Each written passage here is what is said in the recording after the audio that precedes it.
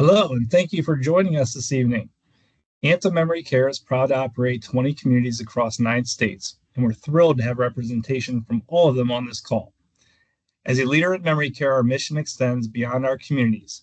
We strive to be a trusted resource for families and caregivers everywhere. That's why, for the past year and a half, we've been hosting these free monthly educational webinars, providing valuable insights and support to those navigating the journey of memory care. Today's presentation is being recorded, and you can access the session along with all past webinars on the Anthem website under Family Resources and on our Anthem YouTube channel. Today's presentation is on Navigating Behavioral Expressions in Dementia, presented by Rachael Wonderlin. Rachael is the founder and owner of Dementia By, a dementia consulting and fractional operations firm. Rachael is also the author of 3 books with Johns Hopkins University Press and has a master's in gerontology. Ladies and gentlemen, it is my pleasure to present to you Rachael Wonderlin. Hi, hey everybody. Happy to be here. Hopefully everybody can see my screen and hear me pretty well. So tonight we're going to be talking about called behavioral expressions, right? So what we commonly refer to as quote unquote behaviors. We all sort of hate that term, right? It sounds really negative. We all have behaviors. It's human behavior. We're all humans. We all, react different ways to different things, and react maybe in surprising ways, especially when we're living with dementia. So we're going to be talking about what we call becoming a dementia detective tonight. We actually like this phrase so much, we trademarked it. So we're going to be talking about a couple of our actually trademarked phrases tonight and why they play into this concept of becoming a dementia detective, how you can become a dementia detective. Good news, it doesn't require any special certifications or anything like that.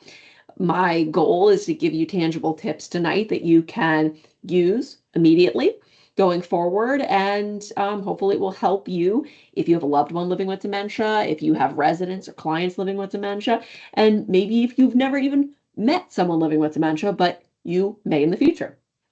So without further ado, let's go ahead and get started.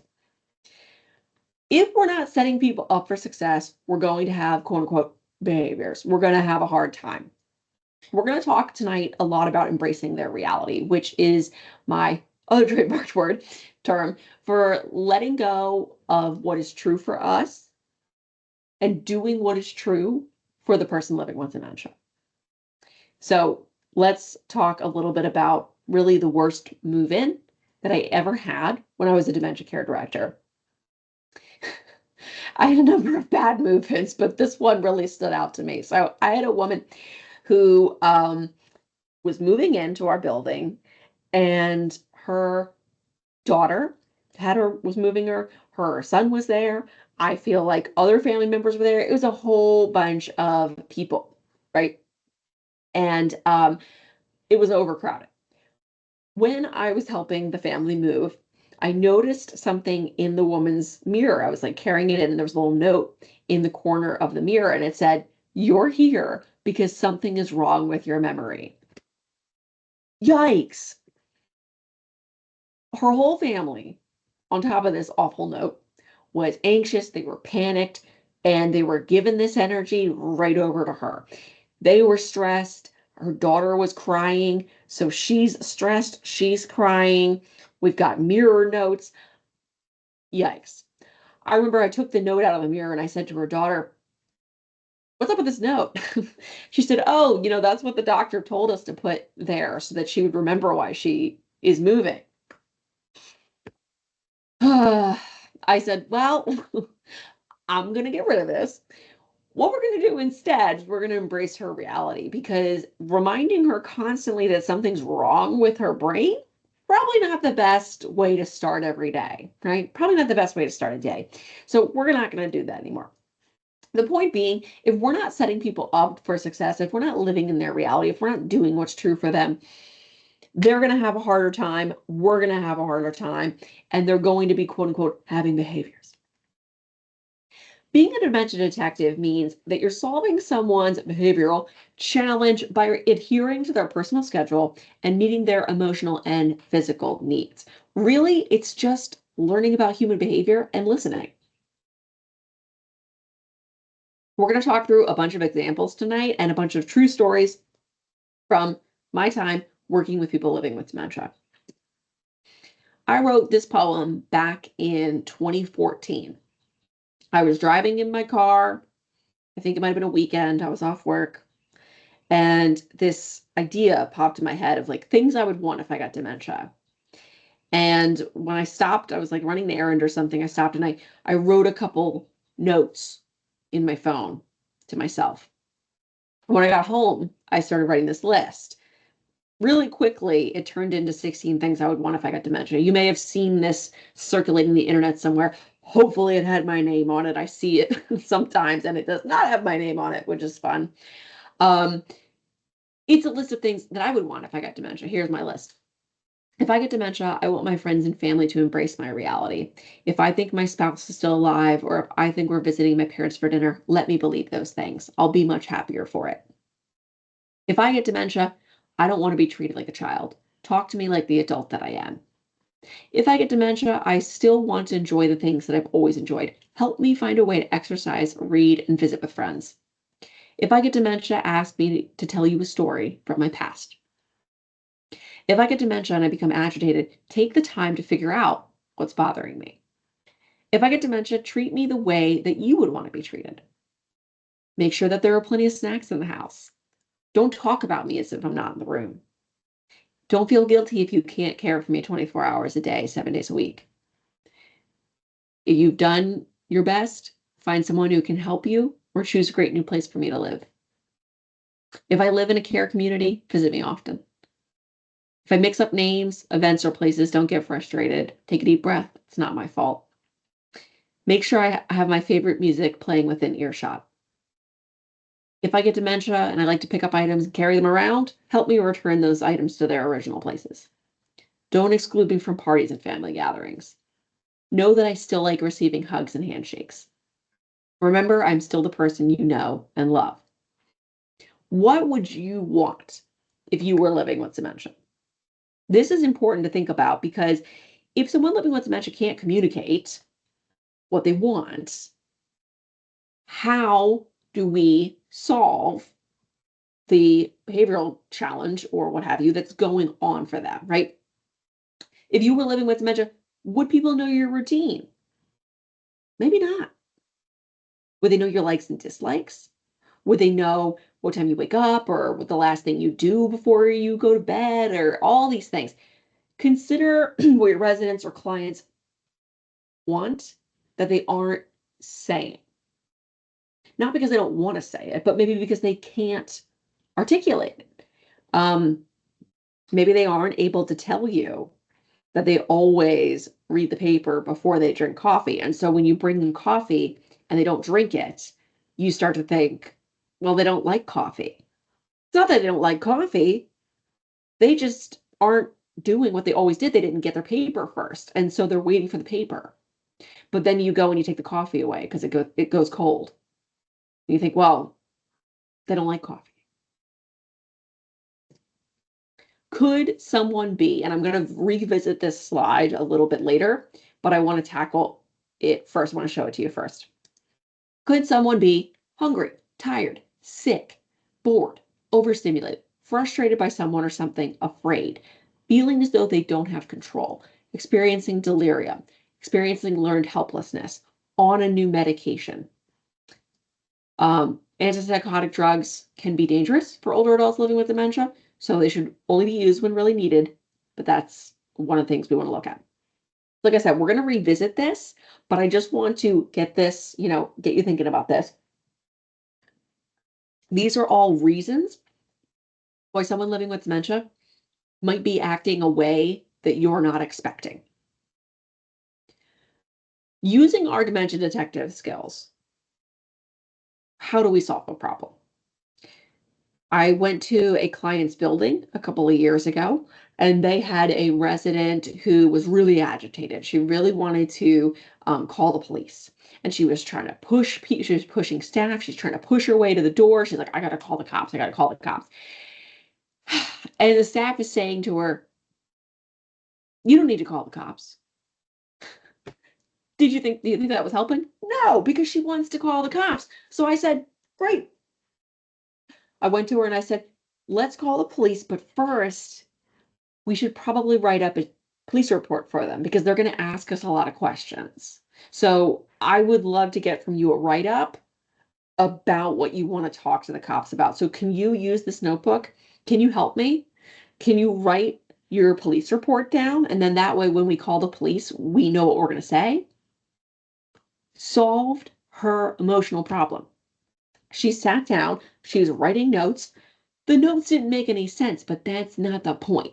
The point is she felt like no one was listening to her, and she was right. Nobody was listening to her. They were just like, no, whatever, who cares? We can't call the cops, whatever.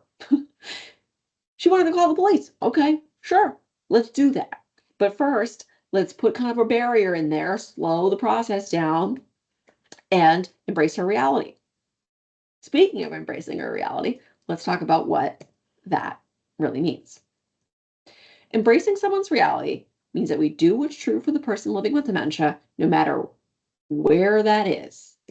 I'll give you a number of examples. When I first started in dementia care, I learned the same stuff that every single person learns. I learned reorientation and not to do it, right? Which is when someone living with dementia is saying to you, where's my mom? And you say, don't you remember? They died years ago. Yikes. Big no-no. That's a big no-no. But we learn these other things. We learn redirection, distraction, and the validation method. The problem that I have with all of these methods is that I feel like they don't fully address the challenge that we're having, because all of these methods tell us to never lie to someone living with dementia. Great. That sounds nice. That sounds good. That sounds like a good plan. However, that's a really black and white statement to tell somebody. Don't lie. Okay, got it. Well, what do? Do I tell them the truth? No, you can't tell them the truth. You're just supposed to say, sounds like you miss your mom, or distract the person, or say, oh, sounds like your mom was a great baker. Let's talk about that. I don't feel like saying, sounds like you miss your mom, actually deals with the person's emotional challenge that they're having. What's going to happen when someone's not being listened to or heard? They're going to act in ways that you don't love, because that's how human beings are. That's how we operate. When someone's not listening to us, if we're in a fight with our spouse or partner or whoever, and they are just ignoring you or talking over you, what do? Do you get more mad and louder? Probably. Or do you shut down and sulk away? You might do either of these things depending what your kind of fight or flight reaction is. Me, I'm all fight. So, if I'm in a situation, I do not flight, I do not freeze, I'm all fight all the time. So I would 100% be one of your residents, one of your clients, one of your family members who is getting really agitated and really irritated. And you might not know what's going on with me. I'm going into fight mode. I feel like sounds like you missed your mom comes from a place of fear. It comes from a place of, I don't want to embrace our reality because it scares me and I would rather just dodge the question. So what I'm going to do is I'm going to give you tangible things to say or do that are going to help you do what's true for that person.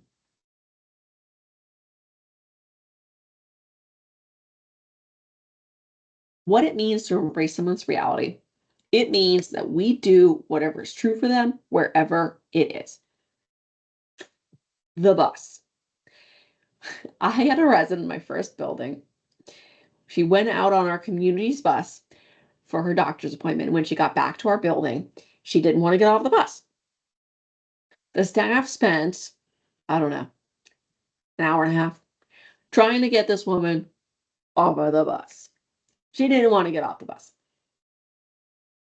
She kept, saying, nope, this bus is going to take me home. This bus is going to take me home. So finally, I went into the bus and I went to her. I said, Eileen, here's the situation. This bus is on a very specific route. We have to get off at this hotel, which was our dementia care community.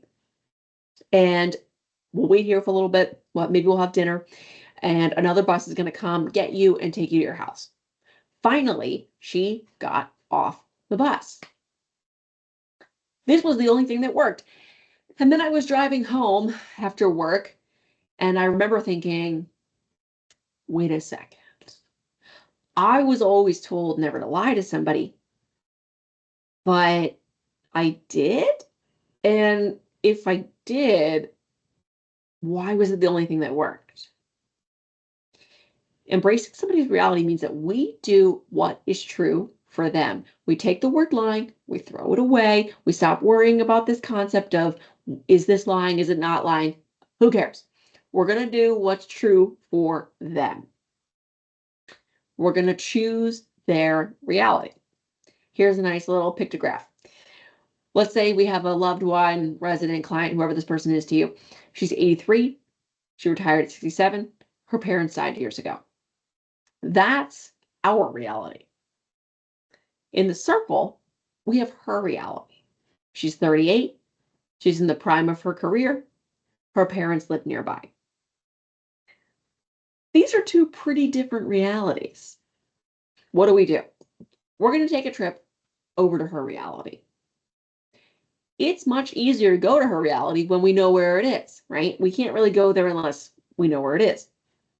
I was teaching this years ago at a skilled nursing facility, and I had one of the staff members say to me, oh, I really could have used this yesterday. I said, why? She said, well, one of my residents was asking where her husband was.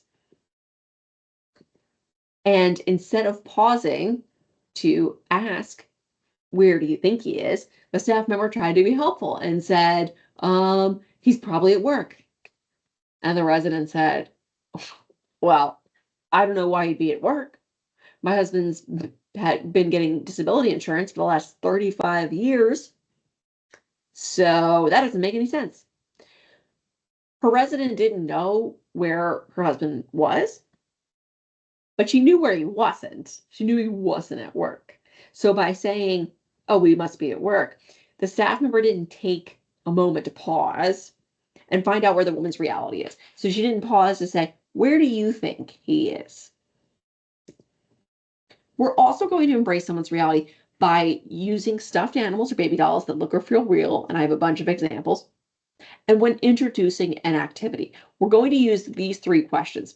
Now, I want to encourage you to not rely generally on questions for people living with dementia when it comes to quizzing. So we never want to be like, at your next birthday, how old are you? Or like, how many kids do you have? Or like, we never want to quiz somebody, especially when we know the answer.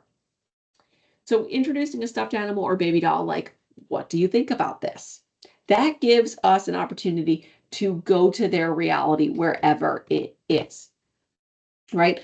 We find out, we let them guide us to where their world is. And can you help me when introducing an activity? Instead of, do you want to? Or do you want to help me, but can you help me? Much easier to go to someone's reality when you know where it lives. And the key here is that we get rid of the word lying in our vocabulary because it doesn't help us out if we get stuck on this phrase.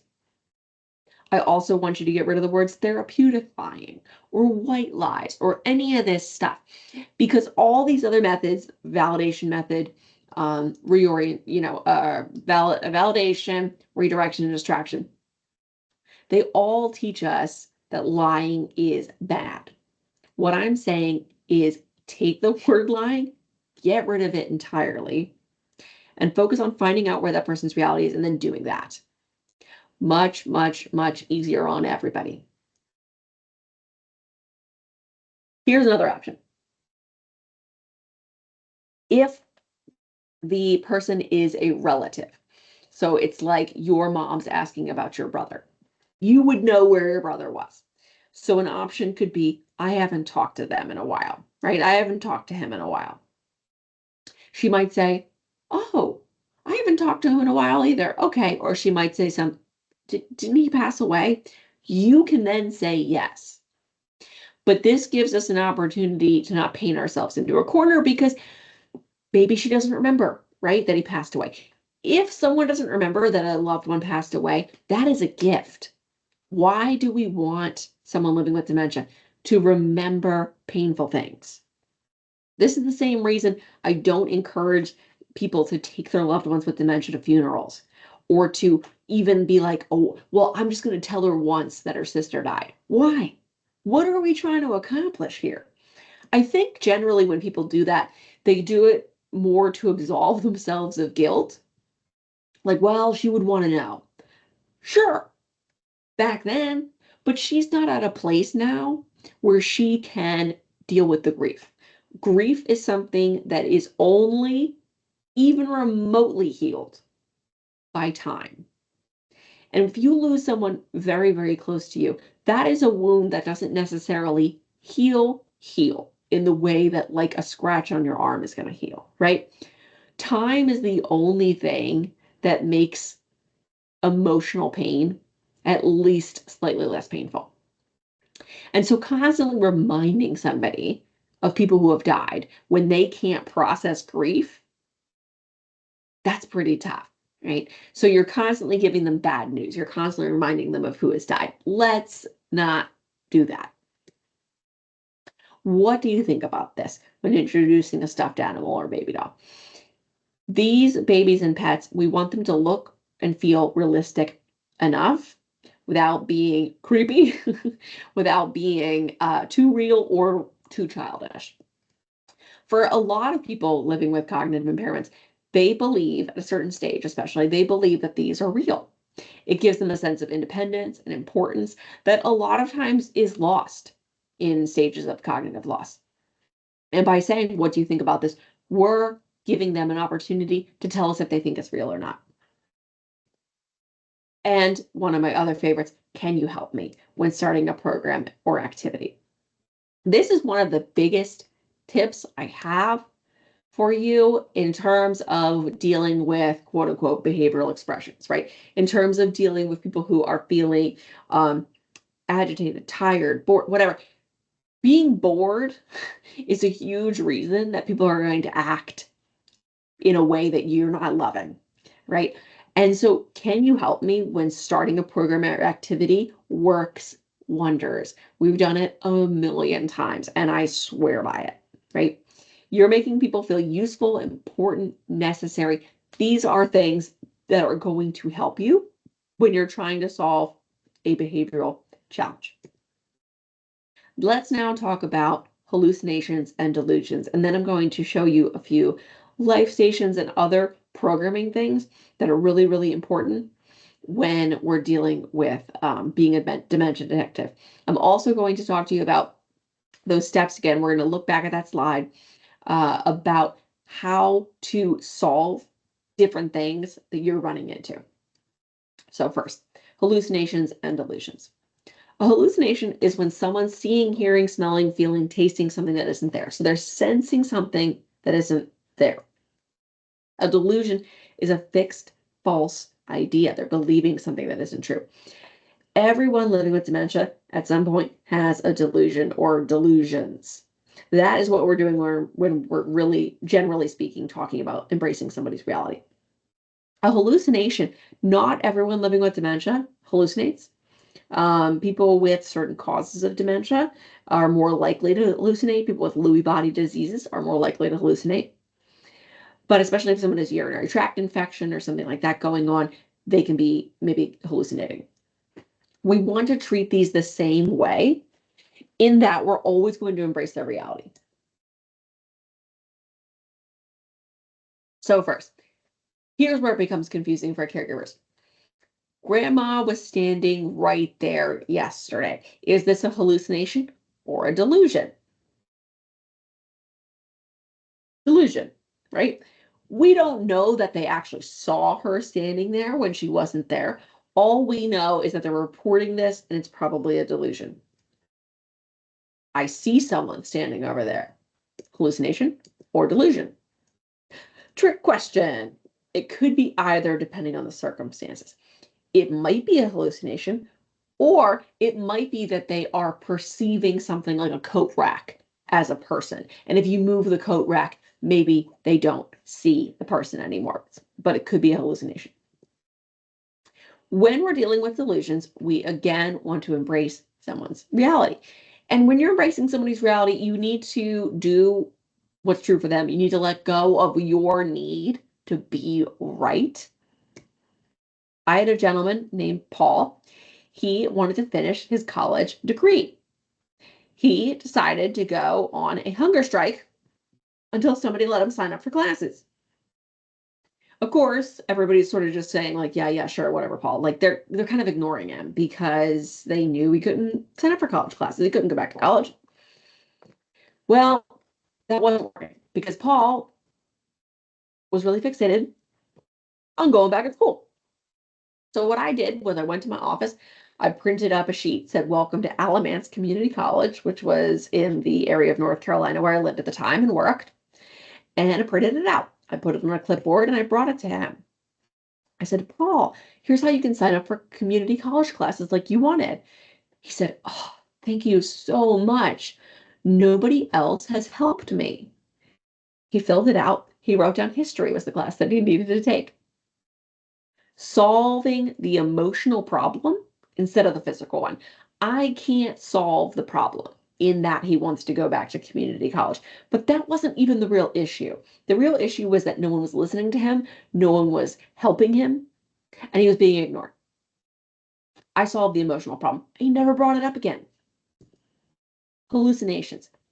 We want to do the same thing. We want to be a dementia detective. We want to find out what the emotional problem is and solve it. One of my residents believed the whole building was on fire. She was really stressed out. She was really upset. And she's screaming that the building's on fire. People are saying, "Don't worry, there's no fire." Well, as you may imagine, that's not going so great because she sees a fire. She's really upset. She's really scared. She said, "No one believes me, but you will when you hear the fire trucks." So I was like, okay. So I pulled up my phone, this thing right here that lives in my pocket, and I went on YouTube and I pulled up a fire truck noise and I played it kind of behind her head. And I said, "June, you're right. The fire trucks are coming. Don't worry." She settled down right away. I solved the emotional problem. One of my team members was like, "Oh my God, how did you do that?" I said, "It was really easy." She told me the answer. She told me, she said, "If you fire trucks come, everything will be cool." Okay, great. I'm not going to call the actual fire department, but I can make it seem like I did. Also, this always works. "Oh, hello, police," right? Like, make a fake call. Who cares? Let's talk also about timeline confusion, which is going to be another reason that someone living with dementia, God, is having quote unquote a behavioral expression, right? They're doing something that is surprising to you that you don't love. Timeline confusion. It's not that they don't know you. It's not that they don't recognize you. It's not that they don't love you. It's that they can't place you on a timeline that makes sense. What do I mean? I first encountered this at my first building. I had a woman whose son came to visit her all the time. And she believed fairly regularly that her son was her husband. When I asked him, when I asked her son, I said, "Does your mom usually think that you are your dad?" He said, shrugged, he said, "Sometimes I'm me. Sometimes I'm my dad. Sometimes I'm my brother, and sometimes I'm just a friend. But she always knows that she loves me." I really feel like he nailed it. That's where I, somewhere along the line, came up with the term timeline confusion and put a name to this concept, which is the person's timeline is altered, right?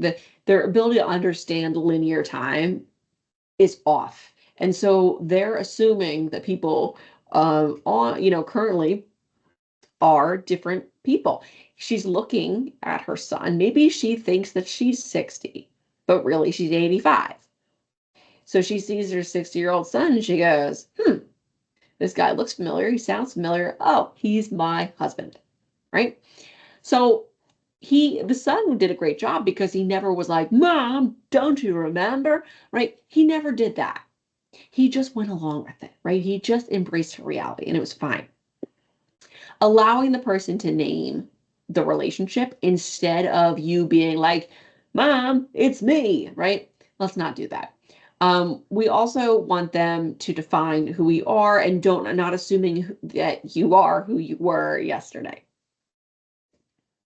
This movie, The Notebook, some point I'll probably have to stop referencing this because people will have not seen it at some point. But we're going on 21 years here. And I'm just sort of hoping that everybody's seen it. So in this movie, spoiler alert, she has dementia. Her husband here comes to visit her every day. And up in this little pictogram, a little picture up here, is a picture from this actual scene that I'm going to describe to you in a second here. He comes to visit. She never knows who he is, apparently. And also apparently there's this one moment where she quote unquote knows him and they start dancing and she goes, oh, she says, how long before I forget again? He says, last time it was only a few minutes. She says, I miss you so much. He says, I've been right here. I'll never leave you. And then like 30 more seconds pass and she goes, who are you? This is nonsense. This is some Hollywood nonsense. They really took a very non-factual approach to dementia. They acted like dementia was like a hat. Like if you were wearing this hat, then you had dementia. And, when you took it off, you didn't have dementia. And then you had dementia again. This is not how dementia works. People do have more lucid moments, but this whole like very black and white, like now I'm confused, now I'm not. And I remember that time that I was confused. That was crazy. That's all nonsense. If we were being realistic, here's what it would probably look like. Oh, I know this guy. He's someone that fits on my timeline, right? She wouldn't just be like, oh, who's this? Like she would probably assign him an identity that made sense on her timeline. This is also why it's so important to use things like shadow boxes appropriately. So frequently I see people just stuffing tchotchkes in a shadow box or even using a photo of a person now and being like, here's what you look like. If someone living with dementia believes that they're 25 years old and they're actually 85, they're not going to recognize themselves in the mirror. That does not mean we want to get rid of mirrors. Please don't get rid of mirrors. That is so jarring when people do that. But meaning they're going to have trouble finding their room if you have a picture of them currently outside their room and you're like, this is you. And they're like, that is not me. Embracing someone's reality means living on their timeline. And we're going to have problems if we're constantly trying to remind somebody that they are 85 when they think that they're 25. Let's talk about aggression in dementia. First, let's define what aggression means. I hear this term used all the time in dementia care. And I always want to understand when someone's saying it to me, oh, I have a resident who's really aggressive. In what way are they aggressive? Are they physically aggressive? Are they jumping out of bed in the morning and like going after people? Does that happen? Of course it does. It has absolutely happened. I've seen it in action. I had I had a resident years and years and years ago at my first building, that I was a dementia care director. She was a truly aggressive person. I think she was always a physically aggressive person and with dementia was pretty awful to deal with. She was mean and would stalk out my other residents and she would push people. She was very sexually aggressive. If we had, especially, a good looking son of, a prospect was coming to tour, she would follow behind the tour and say sexually inappropriate things to the tour guests. We eventually did have to issue her a move out notice because she was a danger to my other residents. You would physically get up in people's faces and try to push them. That is what I think of when I think of aggression. Like unprovoked, someone is acting in a really dangerous way towards others. This, however, is typically not what people mean when they say aggression. I'll give you a bunch of examples. I had a resident who, one of the team members came to me and said, Rachel, I can't get this guy in the shower because when I do, he tries to hit me. And I said, okay, let me come and see, what's going on here. So we went to help give him a shower. And I noticed that what was happening was that she had a washcloth and she's reaching for his face. And he's like smacking her hand out of the way. And she's like, look, he's trying to hit me. And I said, he doesn't know what you're doing. You're coming towards his face. Now, remember, I said earlier, I'm all fight. Fight or flight, I'm all fight. If someone's reaching for my face and I'm not expecting them to do that, I am going to smack their hands, right?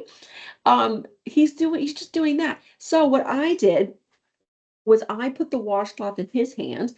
I put my hand under his hand and I guided his hand to his face. He had no problem with that.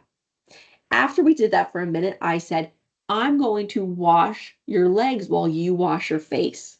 Is that okay? And he was like, sure. The approach there was problematic originally, right? Where she is reaching for his face, he's not expecting it. So his aggression wasn't really aggression. It was just a response to something that he didn't expect. Becoming a dementia detective means that we need to look at all of these things. We need to listen. We need to attempt solutions, observe, listen, list, attempt, and repeat. Observe the problem, whatever you feel like the problem might be, right? Listen to the resident and their non-verbal cues. What are they trying to tell you? What is their body language trying to tell you? List ideas of what the problem might be, even writing these down. Write it down. Attempt to solve the problem. Repeat. Now I'm going to tell you a quick story. This story, I want to give a caveat, which is I never, ever, ever want to compare an adult living with dementia to a child. They are not children. They're not regressing. They're not turning into children. None of that. People living with dementia are losing some of the gains they've made in life because they have a brain disease. We are all at our core human. We all have behavioral responses in common. And so when you are raising a child, they are going to exhibit behavioral things that you're like, oh my God, why are they doing this? I have a son. He is turning 2 this weekend. And, toddlers do weird stuff. And you have to use your detective skills sometimes to solve challenges. My son is a great sleeper. We did sleep training with him. He's been sleeping well for quite a long time. For about a month, last month, he decided he wasn't going to be a good sleeper. He wasn't going to go in the crib without screaming. He was going to wake up in the middle of the night and scream. Oh boy, it was really tough for me and my husband because we couldn't figure out what the problem was. We used all of our detective skills. He can speak fairly well, but he can't describe exactly what's going on for him. So we tried a bunch of different techniques. We tried going in the room to calm him down. We tried sitting with him. We'd sit on the couch. He'd be in the crib. We tried everything and anything at different times. Whatever. We tried a bunch of different stuff. We realized it was separation anxiety. But the problem was that us going in the room and then leaving the room, he was calm when we were in the room. He was cool. Every time we left the room, he'd flip out. We discovered that talking to him through his camera He can't see us, but we can see him, but he can hear us. Singing to him and talking to him through his camera helped. And eventually, after my husband spent like 2 weeks singing to him through the camera and showing him the camera on the phone, he began to calm down. Now, cross your fingers for me, people. The last week or so, he's been going down to sleep without much trouble at all because he feels comforted.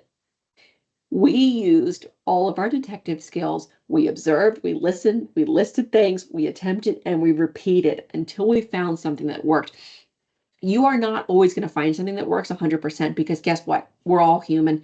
Things aren't going to work all the time. But if we can find something that works like 80% of the time, cool, great, let's do it. Could someone be, I told you we're going to revisit this slide, hungry, tired, sick, or experiencing new illness or pain, bored, overstimulated, frustrated by someone or something, afraid, feeling as though they don't have control, experiencing delirium, which is a sudden onset of confusion, typically brought on by a urinary tract infection, a fall, something like that. Experiencing learned helplessness. Learned helplessness is a term coined by Martin Seligman, who's a psychologist, and he suggested that especially people with depression exhibit this learned helplessness where, they learn that they can't do a thing, quote unquote, can't do a thing, and that someone else will handle it for them, or that they just are incapable. And they are not necessarily incapable. And in the case of dementia, a lot of times people are not helpless. It's just that they learn that other people are going to manage everything for them. Instead of waiting for mom to zip up her coat, you zip up her coat. And eventually she's like, okay, well, I guess I don't need to zip up my coat anymore because my daughter's always doing it, so I'm just not going to do it. On a new medication. And again, antipsychotic drugs can be an issue.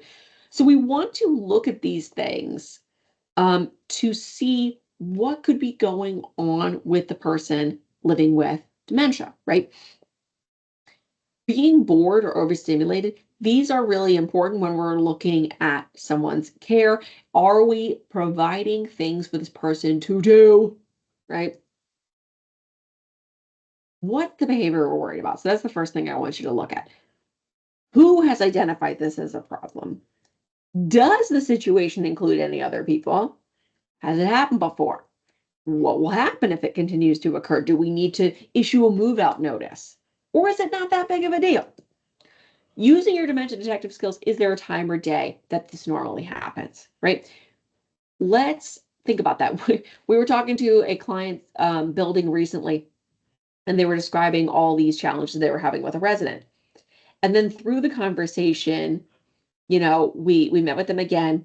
And I remember our main contact there was like, well, essentially we realized that the care staff was waking this resident up in the middle of the night to check on them. I don't know about you. I don't really like being woken up in the middle of the night. And so guess what? They stopped waking this person up in the middle of the night because they were doing rounding. They were doing like skilled like hospital rounding. The team members had kind of come from a hospital environment and they've got used to waking people up. Well, obviously, right, that's not going super great. The person's not real happy about that. And then, of course, they're acting out. Remember, what precedes the behavior? So these are all questions that I want you to ask yourself in when you're solving dementia-related challenges, right? Take stock. Is the behavior actually a problem, or is it really not that big of a deal? Is the fact that the person is wearing their pajamas all day, every day, is that a problem? It's a problem if the pajamas are dirty. It's not really a problem if they just like wearing pajamas. Who is seeing this as a problem versus who isn't, right? Is this like, the staff is seeing this as a problem, but the family doesn't really care, or vice versa? We need to look at how important it is to really spend time trying to solve this. Is this really a thing we need to actually solve? Is this a one-time thing? Or is it going to be short-lived? Like, if it's going to be a one-time thing, let's move on past it. Would this have happened before they had dementia, right? Thinking back to that 16 things I want if I got dementia. think about who you are and the things that you like and the things you expect and the things you want. Would you be, doing whatever, would this person be acting this way before they had dementia? If so, what worked for them before they had dementia? We talk about sundowning a lot, right? This concept of like sundowning. Everyone sundowns. We all sundown, human behavior. We all get tired as the day goes on, right? We all run out of steam. But when we run out of steam, we might be able to say, hey, I'm really tired. I'm going to relax on the couch with a glass of wine. But maybe when we're living with dementia, we can't say that, right? We can't actually, do that. So instead, we just act out. We get agitated, whatever. Does this change how you feel about them? This is important for families in particular. Like I've had people be like, well, I really am embarrassed because my mom gets really loud and annoying when we go to a restaurant. Well, maybe we don't take her to a restaurant then, right? Does this change how you feel about yourself? Do you feel like you're not measuring up as a caregiver, or like you're not being able to, you can't figure something out, right? What do I do? If it's physical, we talk about aggression. Lower your tone of voice, speak calmly, make eye contact, don't make the person feel trapped.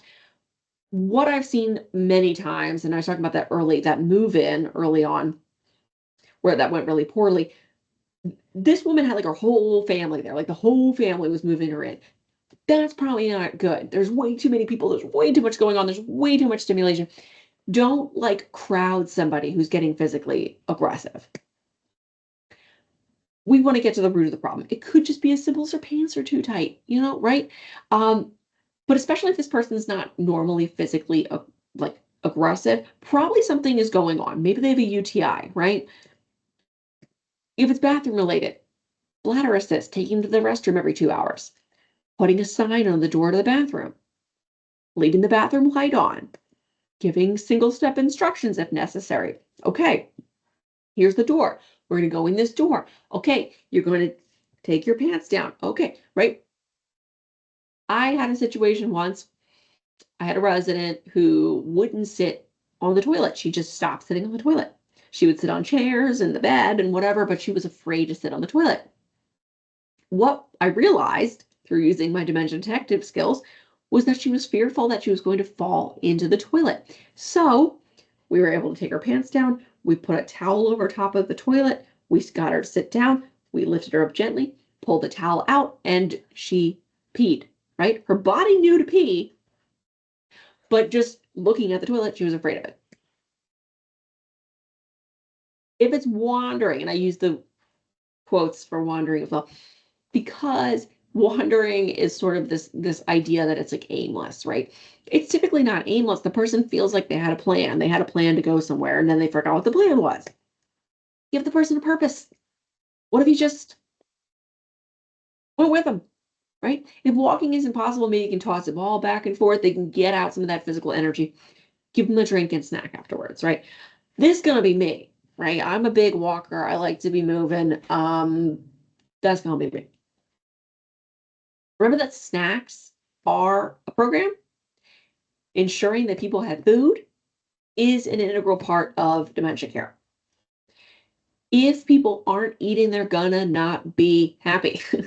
I'm somebody, and I don't know about you, we're learning a lot about me in this webinar, apparently. You're learning a lot about me and whatever. I get I'm not happy when I'm hungry. And, my operations director, Natalie's on this. She knows this very well. We had a long flight to Oregon the other week. We get there. It's 7 p.m. Pacific time. It's 10 p.m. Eastern time. I'm hungry. I'm tired. I'm not my best self. Okay. And you may be totally chipper with like low sleep and on not enough food, but I am not. So I'm the type of person, if I'm living with dementia, I want to be snacking. I need something to eat. This is not enough. We see this a lot of times in memory care, like, hey, cool, we've got snacks. People living with dementia need to be offered this. You need to go up and say, do you want chips or do you want pretzels? Not do you want a drink, but here's some water, right? Oh, there we go. Do you want apple slices or pretzels? Pudding cup story. So I had a resident who pretty much every day at like 3 o'clock, she would start screaming for her mom. I realized she was hungry. If I got down the hallway with a pudding cup for her, she was cool. She was just hungry. Not, are you thirsty, but here's some water for you. What do you do if they don't want to drink water? There are other ways, to kind of introduce more water into somebody's diet, even if it's juice, but it's still juice that's heavily watered down, I think is a good way to do it. Water really helps prevent UTIs and other illnesses. Humans are mostly water. We need to drink water. Speaking of water, I wish that I had a little bit more on my table.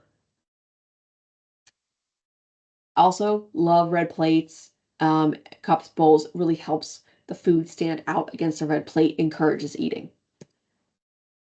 Here is something that we're really loving right now. This is a bus stop. One of our clients put together. This 3-dimensional bus stop allows people who want to go home somewhere to sit that feels purposeful. It feels like they're waiting for the bus. This is important, right? We want to give people a sense that they can be, autonomous. They have a reason. They can enjoy, sitting there and feeling like they're doing something. They feel like they're accomplishing something. And they're not just like, yeah, sure, we'll go home whenever. They can sit there. And then after a few minutes, oh, the bus is running late. How about you come have dinner with us? Creativity boxes. These are our easy to use projects, programs that people can bring out to do with residents that are hands-on, clear, goal-directed activities that help people feel useful, important, and necessary. Sorting, folding, organizing, all things that we've all done. And here's Natalie putting together creativity boxes. These are super easy to do, honestly. We go through this in a lot of depth in our program director course that we have on dementiabydayschool.com. We also have a number of other courses there. If you like learning about all of this good stuff, I highly recommend checking out dementiabydayschool.com. There's a $7 course on there that gives a really awesome overview about embracing their reality. Pets, we talked about pets earlier, right? Having things like this for people to use, for people to feel like they're doing something meaningful, they're doing something important, they're being trusted with a pet or a baby. A lot of people living with dementia at a certain stage believe these are real. This gives them a sense of independence and importance that probably has been taken from them through the course of their disease process. We have to take someone's car keys. We don't have to completely take their ability to feel independent. We're not loving the tool stations. We see a lot of these. Again, the importance of being productive and feeling useful and necessary. We love the garden stations. Gives people an opportunity to feel like they're gardening again. If you have people who are very into exit seeking, the doors, if possible, getting something like these bookshelf doors really helps with the agitation and stress around the constant exit seeking, because they feel like, okay, I'm not able to go out that door. Sometimes seeing the door and seeing people constantly use it, that can be a big problem for people living with cognitive impairment if they're focused on going out the door. Here's a picture of a lady loving a baby doll. These are easy to implement. These life stations are easy to implement. And you see how happy this woman is. We see this all the time. All the time. People who are bored, right? If they have trouble, especially engaging in other projects and programs and things, giving them a baby doll, that's a program right there. That's awesome. That's going to eliminate some of that agitation, sadness, whatever. Remember the key points? They're going to look real without being creepy. What do you think about this? Having 2 per life station. And to recap, embrace somebody's reality. That's going to be your key, honestly, with dementia detective work. We're always coming back to that. What's going on for them? Where is their reality? Let's do what's true for them. Creativity boxes and programming are key to having a functional environment where people feel successful and are not exhibiting quote unquote behaviors. Life stations delay exit seeking. They engage people, they meet them where they are. Behavioral solving, a lot of it adhering to somebody's schedule. Looking at who they were before the disease. Looking at their likes, dislikes, all these things, and building that into how we troubleshoot for them. And of course, making sure people have enough to eat and they have enough to drink. So I want to stop here and take questions from you all as soon as I can figure out how to stop this. There we go. Thank you so much, Rachel. Yeah. You've had so many awesome suggestions for all of us. Totally. And some great reminders. If you'd like to ask a question, you can feel free to type it in the chat, or you can raise your hand and we'll make sure that you are unmuted so that you can ask that question. If I can kick us off, because I don't see a question in the chat, can you explain what about the workstation involving the tools do you guys find less appealing or less helpful?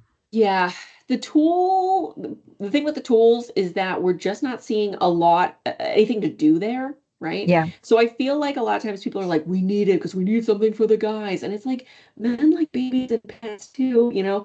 If we really feel like we need something that's more gender neutral, I think the gardening station is a good way to do that. The tools, a lot of times people end up getting like childish looking tools because they want to get something that's safe. And the problem is there's just nothing to do there. Like it just ends up being like a roll of tape, like a paintbrush, like, you know, a hammer. Mm-hmm. It's like, what? So I've just not seen them be functional. This is a big thing with our program director course that we do, a program director certification, is we want people to build a life station and like, they don't have to physically build it, but they draw it out for us. They write it out for us. And we're looking to see something engaging and interactive. And we always say, please don't show us a tool station unless you crack the code on like how to make it interactive, which we haven't seen. Thanks for explaining that. Any questions from the group that you'd like to put in the chat or raise a hand if there's. Oh, somebody said, can you speak a little bit slower? I get it, but I got to get through a lot of information. So, if I love, again, like our dementia, we have a lot of courses on dementiabydayschool.com. I speak a little bit slower there, but also I'm from New Jersey. This is sort of how I talk.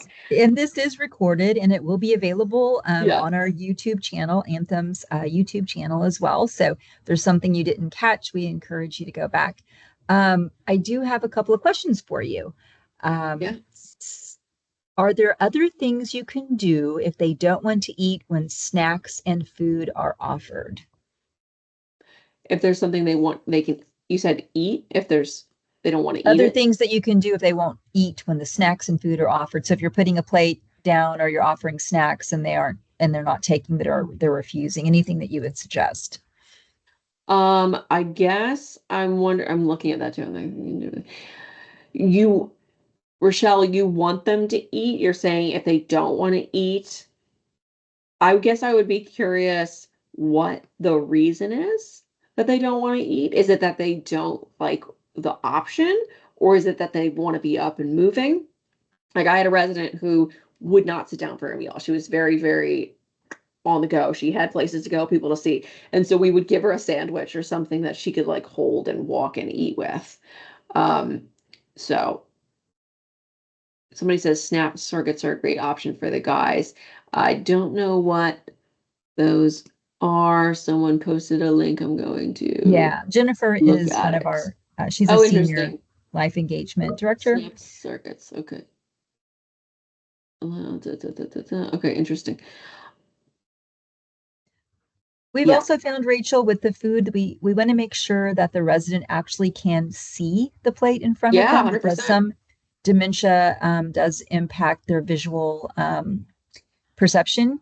And we do try to make sure that They can, for a lot of things, they can smell the food if at all possible to stimulate that, as well as possibly if you're having trouble, you might try some citrus, both on the plate and maybe some citrus oil in the washcloth before they wash their hands, because that might stimulate some feeling of wanting to taste and wanting to eat.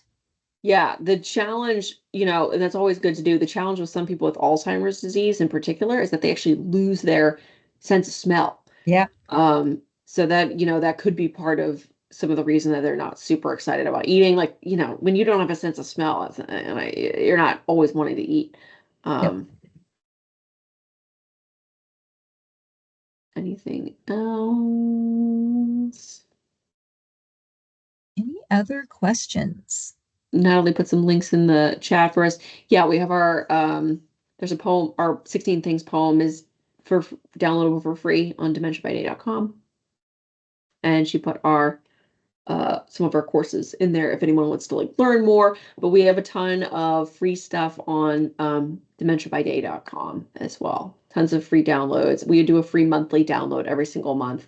So if you follow us, get our emails, or if you just follow us on Instagram, we always post our free bee of the month.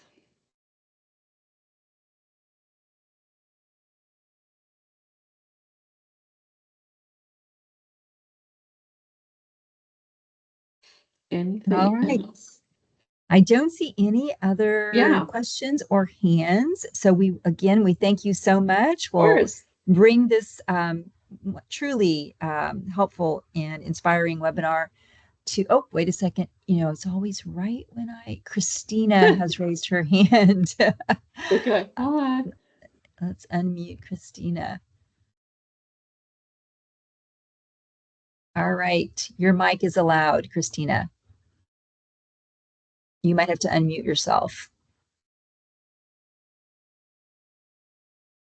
Natalie was having trouble with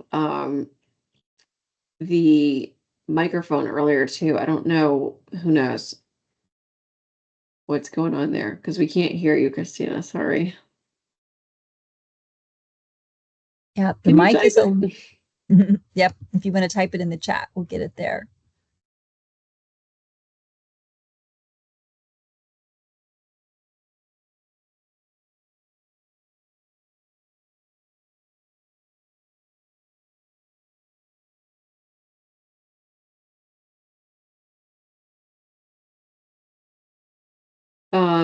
You can also email us, Christina. Here's our it's hello@dementiabyday.com. If anybody has any questions that we didn't get to, or if you need one of the links that we have in the chat, you can always email us, hello@dementiabyday.com.